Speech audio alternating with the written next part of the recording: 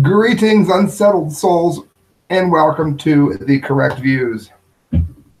Sam I.B. Gangi doing political commentary for the Media Speaks. You don't hear the theme music because I'm having trouble with Fact Cam, as you can see behind me. Of course, trouble being defined as it won't work. The Prison Planet, check this out. I thought this was interesting. Rand Paul, as many of you know, was my choice for president. That was who I would have liked to have seen. I supported him quite strong.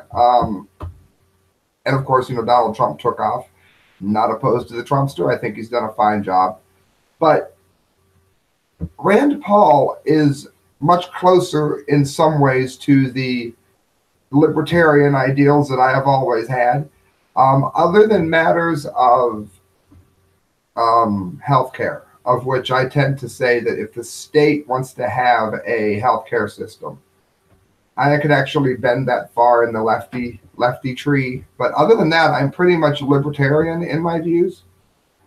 But I think it's cool to note that Rand Paul might be one of the only people standing between all-out war and a more peaceful dialogue, which I think, especially after the Bush years and to some degree even prior, kind of war-weary here.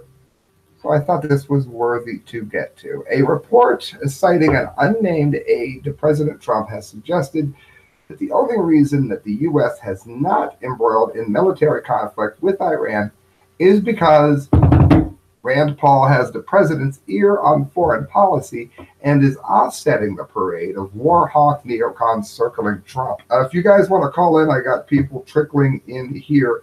330-754-4763. Again, 330-754-4763.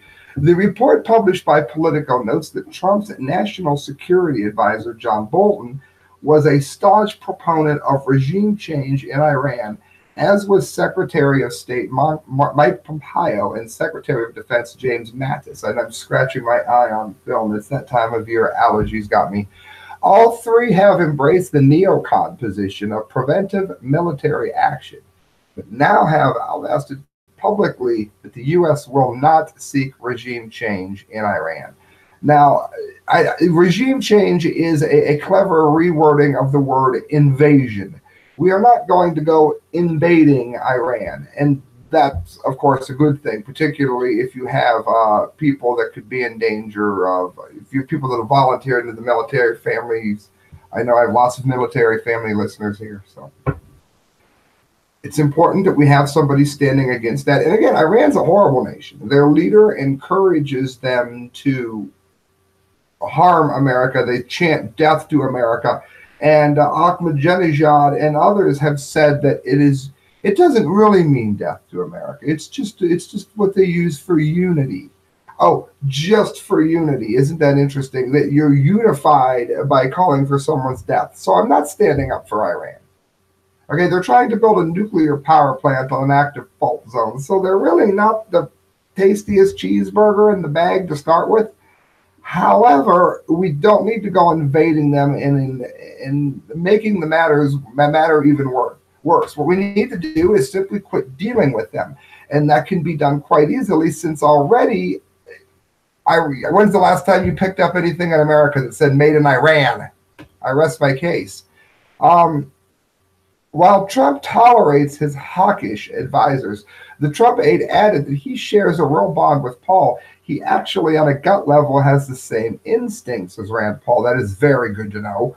The report further notes that Trump has stopped short of calling for regime change, even though I already read that one, I'm sorry.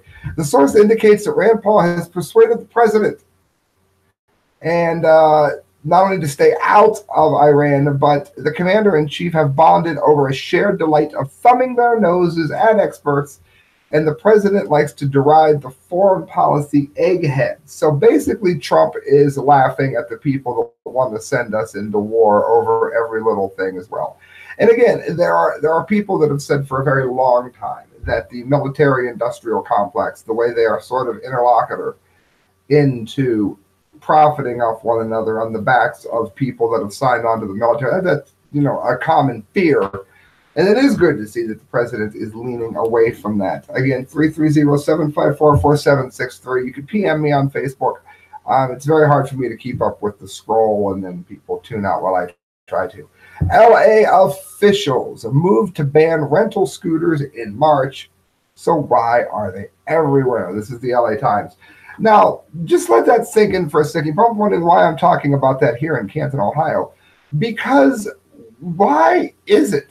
How did it become okay for everyone to allow the government on all levels to say what you can and you can't rent a scooter? The bastards in Canton are trying desperately to fine me for not having someone living in my house. I have two properties that my wife and I were going to repair. And then when we separated, I have these two houses. Of course, now I have no one to help me repair them. So I don't have anybody living in them. That's because one of them have a hole in the roof that looks like the boulder that took out the dinosaurs hit the thing. So needless to say, there isn't someone living in it. It doesn't take a real genius to figure this out. However, the city wants to fine me for someone who doesn't live in my house, as if it's any of their damn business what goes on in my house. I understand if it was being used by crackheads or something, but it's not. Mainly because they freeze to death because there's a hole in the roof. But my bigger point being that we've entered this mamby-pamby sort of mindset where it's okay for the government to pretty much go ahead and tell you, when you're allowed to fart, for crying out loud. And it almost goes on without ceasing. And people are just somehow perfectly okay with it. And that is something that doesn't make any sense to me at all. Listen to this. A proposal in July to temporarily ban rental scooters in Los Angeles sparked an outcry from transportation advocates and some lawmakers who said that the zippy devices were a transportation innovation that should be regulated, not banished. Why are they going to regulate? I mean, yes, you can't have people doing, tricks in the middle of the road, but within common sense, this is none of government's business. We already have rules against doing something stupid in the street, whether you're on a scooter or not. During the debate, through a crucial point when unmentioned, LA lawmakers had already backed a temporary scooter ban, as if it's any of their damn business. 5 months ago, the Los Angeles City Council unanimously approved a motion to place a memorandum on dockless transportation systems until officials could prove rules governing their use. Governing their use as if it's a bomb. Scooters should fall under the umbrella of a memorandum, said Oliver Howe, a transportation department spokesman. The city never took the final step to turn the motion into law, but in some parts of City Hall, lawmakers wished to seem clear for the time being the scooters weren't welcome. Somebody else is actually renting them, and it says to ride, the users must sign up through a scooter company app, provide license number and credit card information. How about the people stand apply instead the one finger salute and rent these things out pretty much as they want? And I've said this for a long time. It's probably not going to happen because so many people in our country are so divided by so many different things. Oh, greetings, Jordan. Hello there. And John, Bill, Jay, and Chris. Greetings. Welcome aboard. I've said this for a very long time. If, let's say, everyone in one state, they all got together and they said, maybe in a Facebook group, still this idea, and maybe in a Facebook group, we are not going to pay any tickets. None. And if we get busted, we're going to keep driving. And if they fine us, we're going to keep driving. Now, what you're going to say is, Sam, that they're going to put you in jail for that. Yes, they will, if 30 people do it. What if you could get 1/3 of the driving working population in any one state or even county to do this? Well, You're gonna arrest 1/3 of the working population? Let me know how that goes. What you're going to do is you're going to go after the worst of the worst. You're not going to go after somebody who has had only just a couple of shots. Not a word, Lindsay, just a couple of shots. You're going to go after somebody that is annihilated. Okay? You're not going to go after the person who was doing 35 and a 25. You're going to go after the idiot that was driving 100 miles an hour in a 35. And there isn't anything the system could do to stop that. But do you want to know why that doesn't happen? Because we're too busy arguing about Republican or Democrat or looking after me, which was what I talked about with my Facebook listeners before I went on. This gonna get mine mentality has taken over our relationships, our marriages, our business dealings, and it allows government to reach in and pretty much pick our pockets at will. And we're so divided among each other that we just allow it to happen. Listen to this. Conservative Tribune: extreme poverty has dropped 94% as the world population to 9.6 thanks to capitalism. In other words, I'm not going to stay on this forever because a sure way to lose listeners is to start reading stats. This pretty much shoots down the whole notion of the socialist communist outlook here, because most of the nations that have embraced this have found themselves with something called poverty. Meanwhile, though it does have many faults, of which I just named some of, capitalism has taken more people out of poverty than any other system, particularly the ones that the Sanders camp is hoping for. According to the facts, it turns out that worldwide poverty is declining at an incredible rate, and Western-style capitalism is the main reason. The speed of poverty alleviation in the last 25 years has been historically unprecedented, explained the Foundation for Economic Education, a pro-freedom think tank.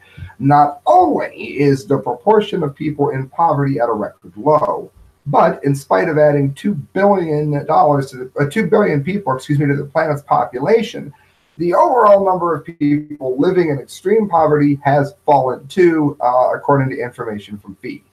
In 1820, 94% of the world's population lived in extreme poverty, pointed out Alexander Hammond, a researcher at humanprogress.org. In 1990, this figure was 34.8%, and in 2015, just 9.6%.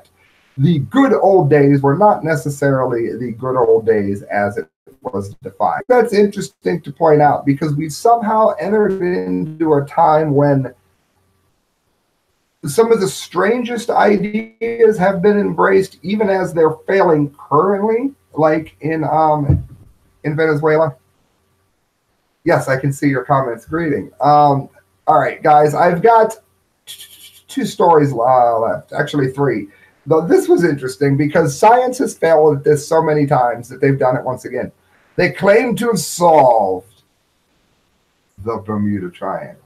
The trouble with this is, it'll be pretty obvious to anybody that hears it, but we're going to go with it and see when you get it.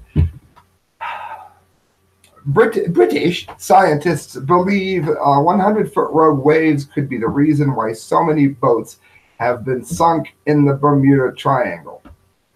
Yeah, because after all, we all know that those rogue waves, damn them, they take out planes in the sky. Those ridiculous rogue waves wash over the boat, but leave the dog and the parrot intact. Rogue waves are responsible for boats that are found in the sea with food that has recently been cooked, everybody missing and no bodies. Okay. Rogue waves are responsible for airplanes falling from the sky, but leaving no oil slick nor trace of debris. I think we have established that they did not solve the mystery of the Bermuda Triangle, so I'm not going to spend a lot of time on this, but I thought it was interesting. The infamous body of water in the western part of the North Atlantic Ocean stretches 270,271 square miles between Florida, Bermuda, and Puerto Rico. Also known as the Devil's Triangle, of course, it's claimed over 1,000 lives in the last 100 years, a little bit higher than that. Some of them are because they don't know if the person is dead. They're just, again, they found their boat without anybody in it. They don't know that they're dead. The number is actually a little bit higher because it takes a while for everyone. They don't declare you as dead just because you're missing right off the bat. Rogue waves, which last for a few minutes, were first observed by satellites in 1997, and they are roughly 100 feet high. So that's what they're claiming is the answer, even though I just showed you that that makes absolutely no sense whatsoever. All right, guys, 2 stories to get to, ending with a bit of levity, at least. While getting this was classic. Yahoo News: Who let the goats out? What? Runaway herd invades Idaho neighborhood. More than 100 goats burst into a neighborhood in Boise, Idaho. I'll be amazed. This will be like everybody's favorite story. It happens every time I do one of these. It happened on Friday, startling residents and captivating spectators on social media as they feasted on lawns, flower bushes, and tree leaves. The herd of goats had been at work cleaning some land for the country when scores of the inquisitive animals escaped at 7 a.m. So basically they brought them in like human lawnmowers, and they quickly ran over the city. Somebody tweeted, "They're mad." Beautiful. Friends, you're listening to The Correct Views. We got the last story, the dumbdee of the day. Remember, you can donate if you want to at thecorrectviews@hotmail.com. You can do that through PayPal. And when you do that, all money goes towards a better show, like lights and all that crap I have around me. All right, friends, Conservative Daily Post. I wrote this, so I'm going to read it a little more than I have been the other ones, since, you know, it is my own words. This struck me because never has the pot called the kettle so black. This story truly struck me as a he said what moment. This is kind of like Adolf Hitler wanting to give a speech on human kindness. Human Rights Watch wrote that authorities in security apparatus and Iran's judiciary continue to target journalists, online media activists, and human rights defenders in an ongoing crackdown against international legal standards. Their article is full in the current 2018 horrors of Iran. Yet that did not stop Iranian leader Mohammed Ahmadinejad, former leader, from the writing about President Donald Trump and basketball star LeBron James. He said, quote, "In my opinion, everyone deserves a president. Everyone, yeah. Take 2. In my opinion, everyone, especially a president, should love all and not differentiate between them, as Yahoo News has confirmed." Really? Would that include people like child rights activist Saeed Shahzad, someone abused terribly in prison there? The hardline Islamic former leader was giving his 2 cents about the feud between Mr. Trump and basketball player / frequent complainer LeBron James, who, of course, I gave him his theme song, Godsmack's Crying Like a Bitch. Still, who is he to lecture anyone about sportsmanship or having a love for all people? Much like North Korea's Kim Jong-un, I wrote Ahmadinejad, who once drew parallels between Satan and former President George W. Bush, which might have been close, is a basketball fan. He admitted that he loved NBA greats James and Michael Jordan, as well as Denver Nuggets player Muhammad Abdul-Rauf. What is the attraction between brutal world leaders and American basketball? In any event, this is a person who has claimed that there are no gays or lesbians in Iran. Zero, zip, zilch, none. Not a one. Doesn't sound like anything. If this is true, then the world is left to either believe that the sexual practices that have been almost as old as mankind has skipped that Middle Eastern nation, or that things may be so strict there that they don't dare to show their heads, lest they be lopped off with a blade or they are tossed from a skyscraper. I wrote, if the way that Iran treats people is loving and all and not prone to differentiate between them, why did Iran human rights abuses, as a Google search, call up 4,580,000 results in 0.64 seconds on 8/7/2018, 4:23 EST. The fact is that Ahmadinejad may have uttered the most hypocritical statement of his entire career, or maybe anyone else's. It may remind some history buffs that Adolf Hitler was renowned for being the first major world leader to care about the fair treatment of animals, and he butchered countless human beings with no qualms. Then again, maybe that is why radio host Michael Savage called leaders such as Ahmadinejad Hitler and a headscarf, after all. Friends, you are listening to The Correct Views. You won't be for much longer, though, because it's over. Thank you for tuning in. Hit share, hit subscribe, and please donate at thecorrectviews@hotmail.com. You can donate through PayPal. Good night, friends. God bless. If I can find the end button.